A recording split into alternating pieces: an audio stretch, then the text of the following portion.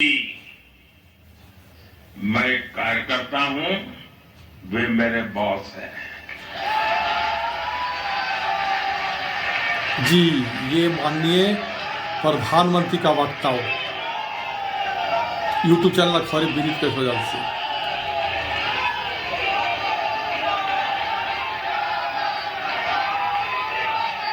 मैं कार्यकर्ता हूं और नितिन जी मेरे बॉस हैं। ये माननीय नरेंद्र मोदी जी का कथन देखिए। माननीय नितिन नवीन जी हम सभी के अध्यक्ष हैं।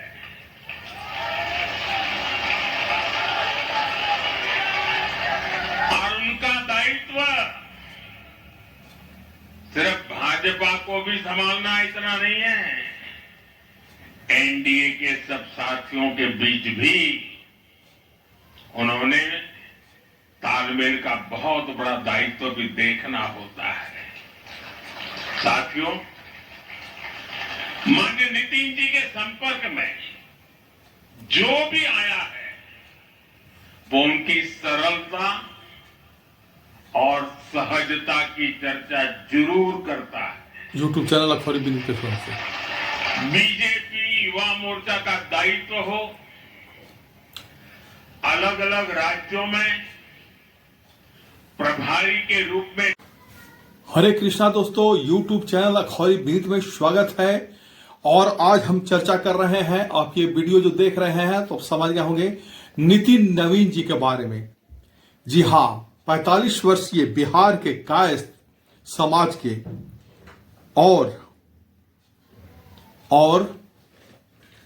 चित्रगुप्त वंशज जो नितिन नवीन है, राष्ट्रीय अध्यक्ष बने हैं और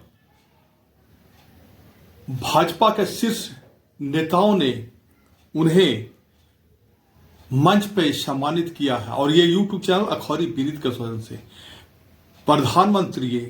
प्रधानमंत्री माननीय सम्मानीय देश के ही नहीं अपितु विश्व के ओजस्वी तेजस्वी नेता प्रधानमंत्री श्री माननीय नरेंद्र मोदी ने कहा, और बहुत अच्छी बात कही उन्होंने, पूरे कार्यकर्ताओं के लिए कही एक बात कि मैं एक साधारण कार्यकर्ता हूं और नितिन नवीन मेरे बॉस हैं जो अभी राष्ट्रीय अध्यक्ष बने हैं। इससे बड़ी बात प्रधानमंत्री कुछ माननीय नितिन नवीन के लिए बोल नहीं सकते हैं कि मैं एक साधारण कार्यकर्ता हूं और आप मेरे बॉस हैं। आइए नितिन नवीन जी क्या बोल रहे हैं थोड़ा सुनते हैं। मैं देखा हूं 2006 में मैं पहली बार जब विधायक बना, उस कालखंड से लेकर किस प्रकार माननीय हमारे पूर्व के राष्ट्रीय अध्यक्ष राजनाथ सिंह जी ने पार्टी के कामों को हमेशा हर कार्यकर्ता से जुड़ने का प्रयास किया। मैंने जब नितिन गडकरी जी को देखा तो मैंने देखा कि किस प्रकार से संगठन के हर मोर्चा और सेल को उन्होंने गढ़ने का काम किया। और मैंने जब गृह मंत्री जी को राष्ट्रीय अध्यक्ष के रूप में देखा तो बूथ तक के कार्यकर्ताओं की चिंता करते हुए मैंने उनको देखा। मैंने उनको इस रूप में देखा कि किस प्रकार से आज पार्टी का जिस स्थान पे हम लोग आज खड़े हैं, कार्यालय कार्यकर्ता के लिए मैं कह सकता हूं तीर्थ स्थान होता है, और जहां से कार्यकर्ता अपनी ताकत पाता है उस कार्यालय को। यूट्यूब चैनल अखबारी विनीत के सौजन्य से आप ये देख रहे हैं। भारतीय जनता पार्टी भाजपा के राष्ट्रीय अध्यक्ष पद पर निर्विरोध निर्वाचित 45 वर्षीय नितिन नवीन पार्टी के अब तक के सबसे युवा अध्यक्ष हैं। इन्होंने जो पद ग्रहण किया है वो सबसे युवा है, कास्ट समाज से हैं। 45 वर्षीय नितिन नवीन, ये यूट्यूब चैनल अखबारी विनीत के सौजन्य से।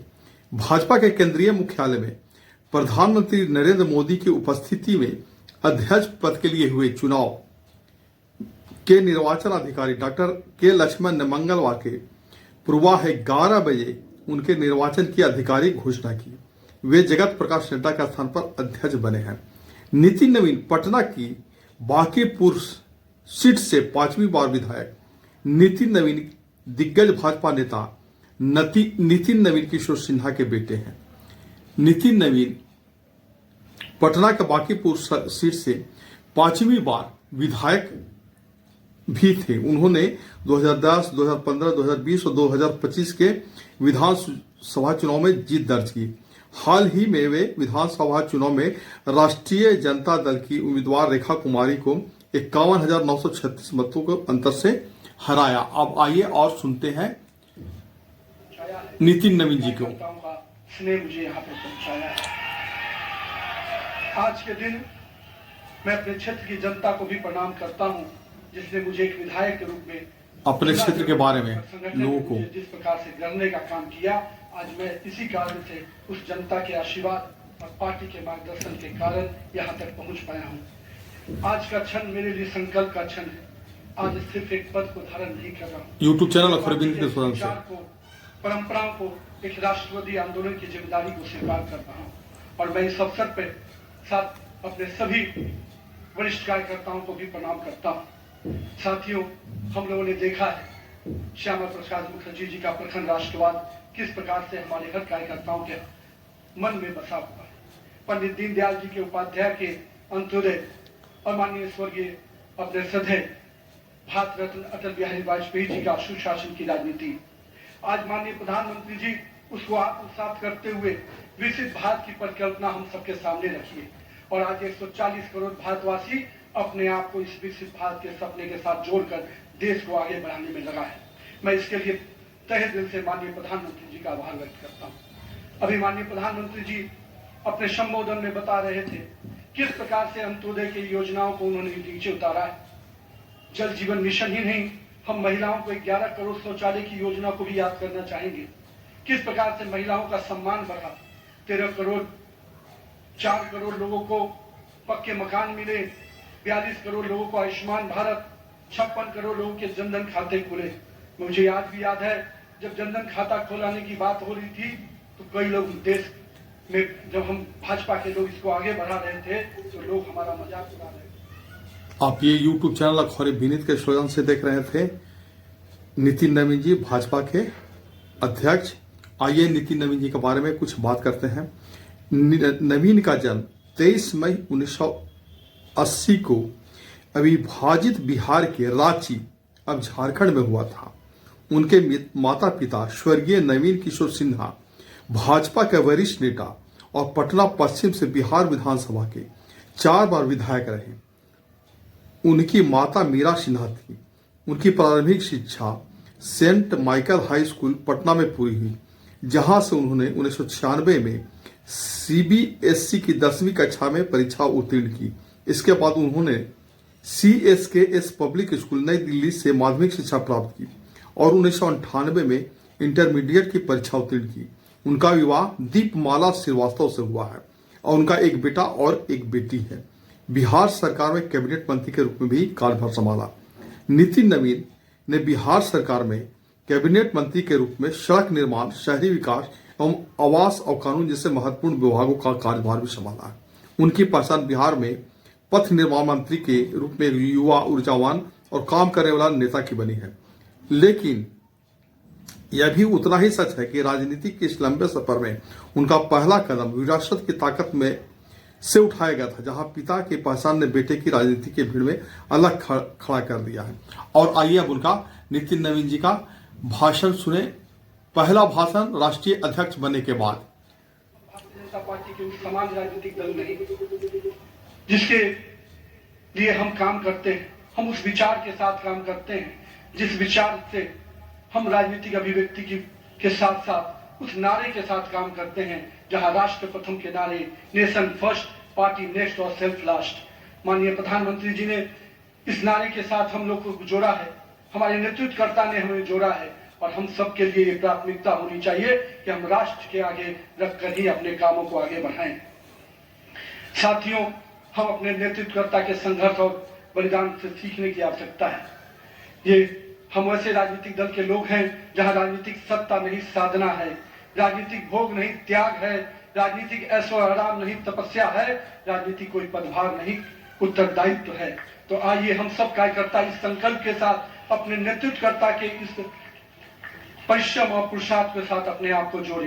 मेरे प्रिय कार्यकर्ता साथियों, यदि भाजपा आज विश्व की सबसे बड़ी राजनीतिक दल बनी है तो इसका मुख्य कारण हमारा प्रेरणादायी नेतृत्व है, हमारा विचारधारा है और हमारे लाखों कार्यकर्ताओं का मेहनत है।